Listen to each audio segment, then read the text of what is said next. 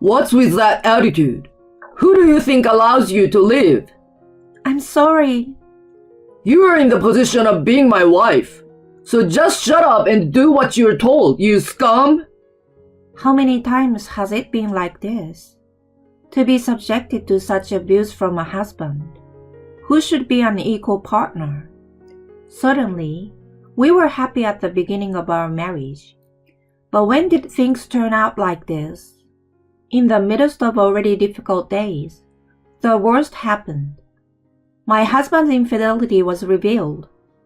My heart was covered in a dark abyss, and sadness and anger surged simultaneously.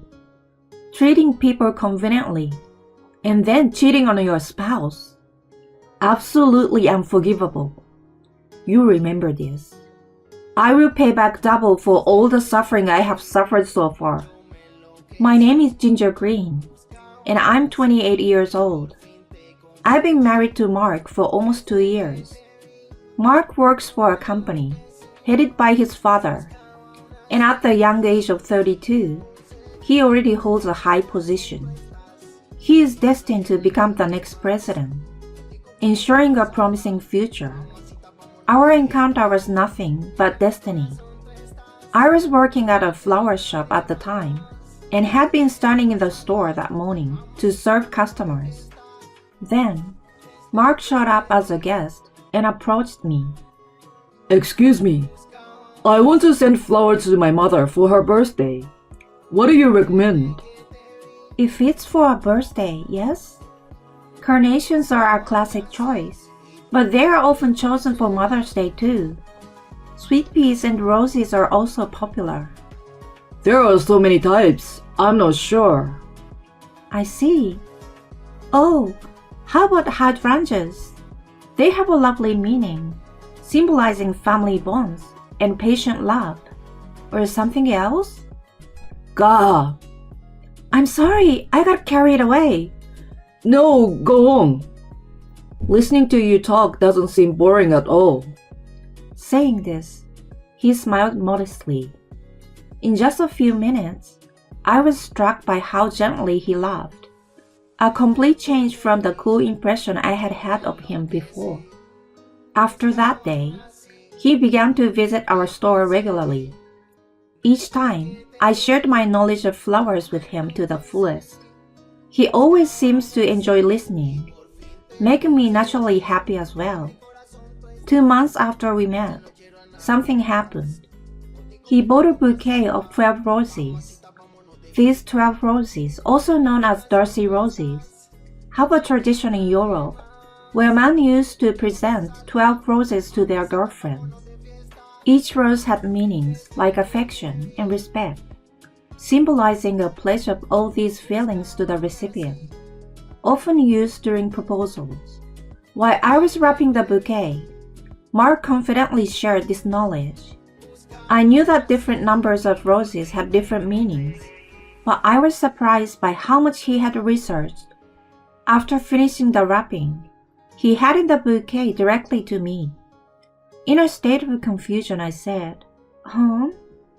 And he clearly stated, I like you. I want to marry you.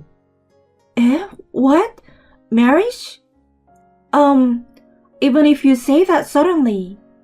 What? Is there someone else? If there is, I will talk to them. "No, there isn't. There's no one, but why so suddenly?" If you don't like it, you don't have to accept it. But I really want you. Mark. At that moment, with no lover and feeling the pressure in front of friends quickly getting married, I might have been confused, but maybe this was fate. If someone loves me this much, I thought I could surely be happy. With that in mind, I accepted his confession and started dating. It seems he had marriage in mind from the beginning. As he quickly brought up the topic of marriage, I was fed up with my parents asking me every time I turned them down, "Is there anyone you want to go out with?" Because of this, I readily accepted his offer. I was surprised when I heard that Mark was the next president of the company, but I was increasingly attracted to his unpretentious personality, the kind that would give his mother a bouquet of flowers on her birthday. However, I began to feel uneasy about my husband's behavior. The first red flag was about 6 months into our marriage. In a strangely irritated state, my husband came home and roughly threw his bag onto the sofa. "Welcome back. What happened?" As I inquired, he raised his voice. I just made a little mistake at work, and my old man got mad at me. Why the heck? "Oh, really? But isn't it quite serious for your dad to get angry? Must have been something important." What? So you are saying I'm the one at fault? "Oh no, it's not that." I tried to laugh it off, but in the next moment, the TV remote came flying. The remote hit the wall, making a dull thud, and landed on the floor.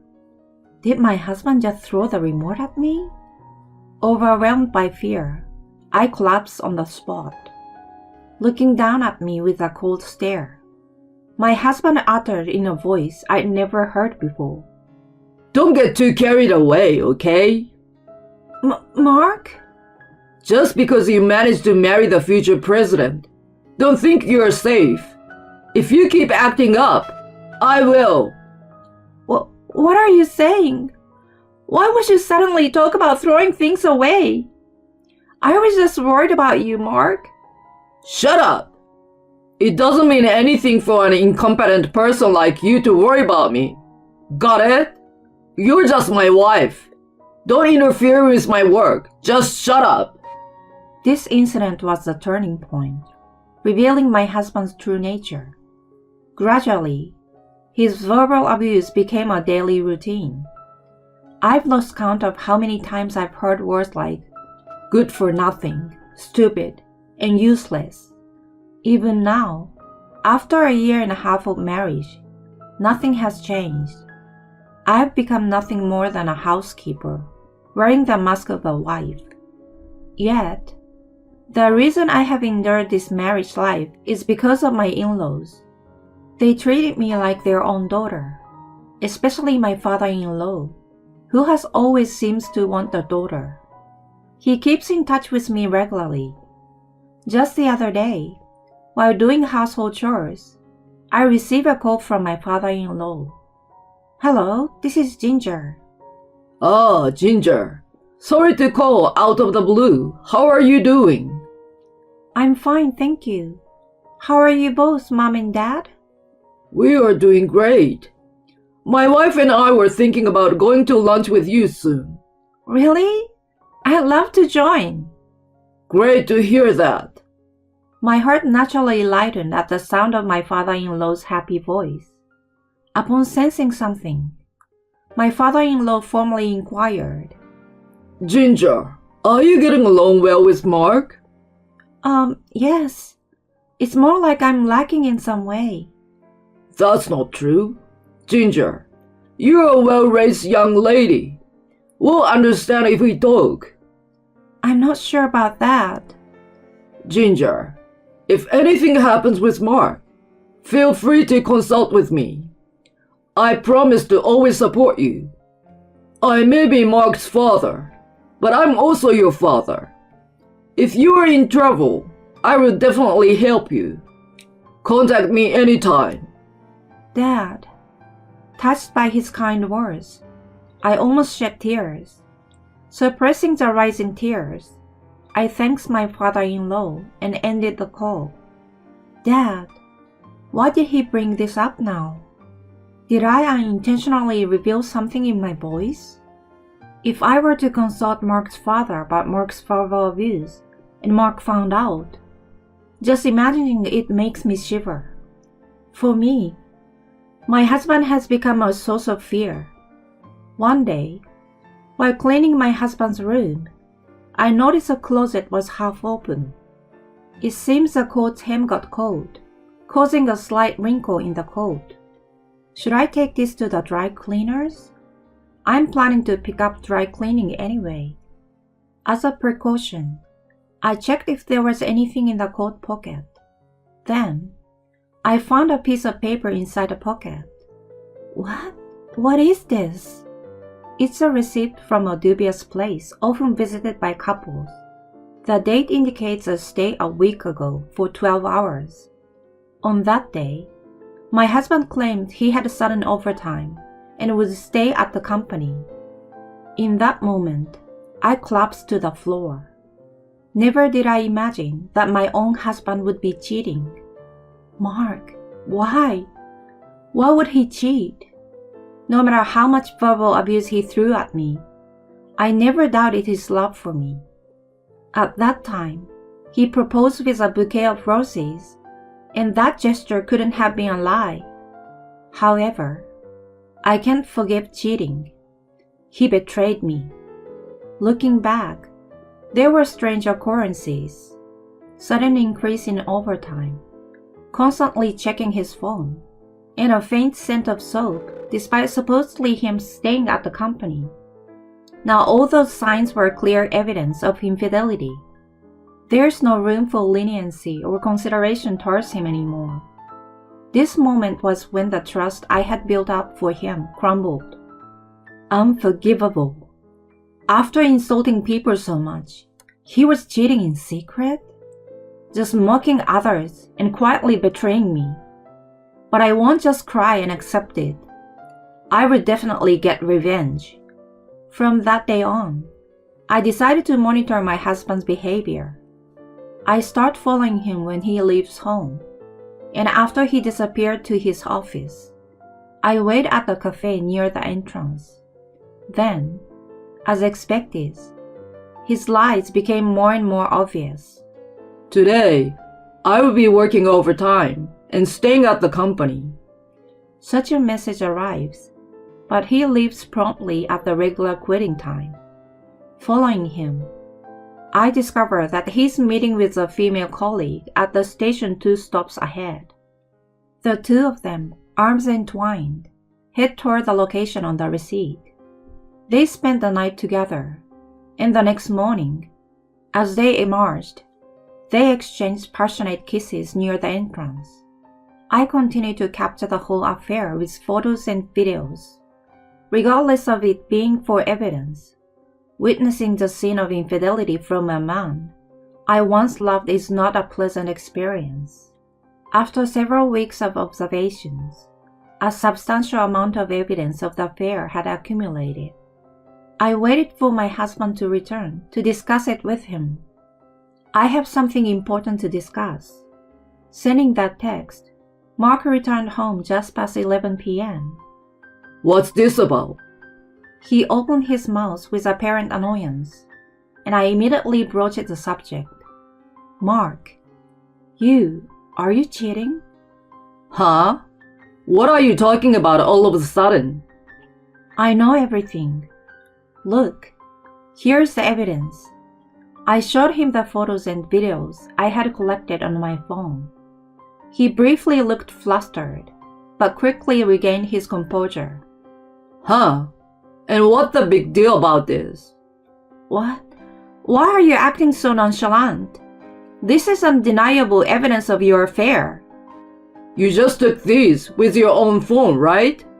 That's not evidence of anything. Ha ha ha. No way! You did have a relationship with another woman, didn't you? Oh well, if you're going that far, fine, it's over. Huh?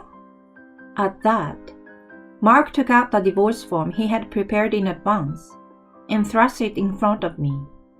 There you go. I will divorce you as you wish. Just get out quickly.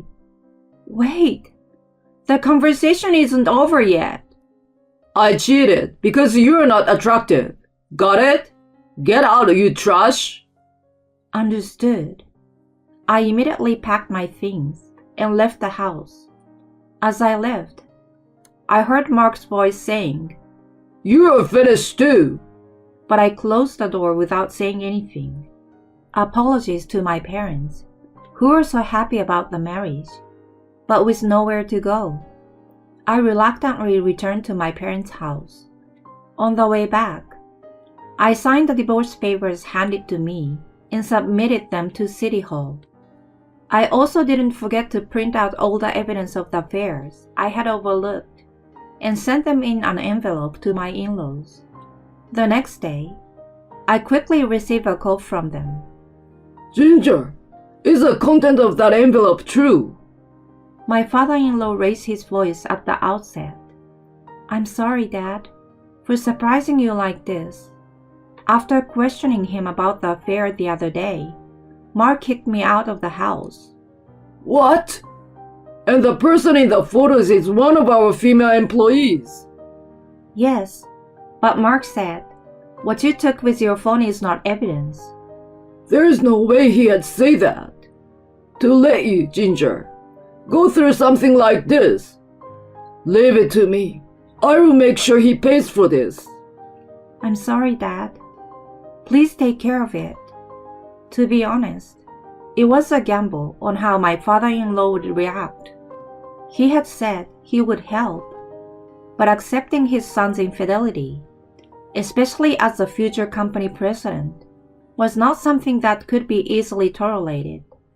If Mark's infidelity is revealed, my father-in-law's credibility in the company will be at stake. Worst case scenario, it might be swept under the rug. Half expecting the worst, I sent the evidence photos, but it seemed luck was on my side.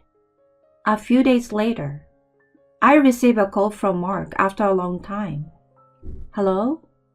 Hey, what the hell? Are you kidding me? Making up infidelity to my old man? What the hell are you doing? Do you understand your position? Calm down and stop using weird language. I just reported the despicable actions of the future president. What? Because of you, I got fired from the company, you know. Oh, you got fired? But is that my fault? You snitched on me to my old man, didn't you? I won't forgive you, you scum. You ruined my career. Thanks to you, the chance to be the next president is down the drain. Apparently, my father-in-law took the appropriate steps to deal with Mark. My bet turned out to be a good one.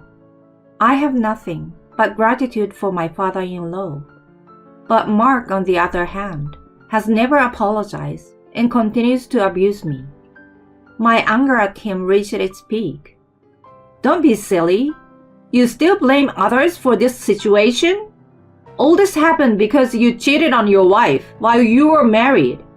How could you say such a thing after betraying me? Hey you. Who are you talking to? You should know your place. What?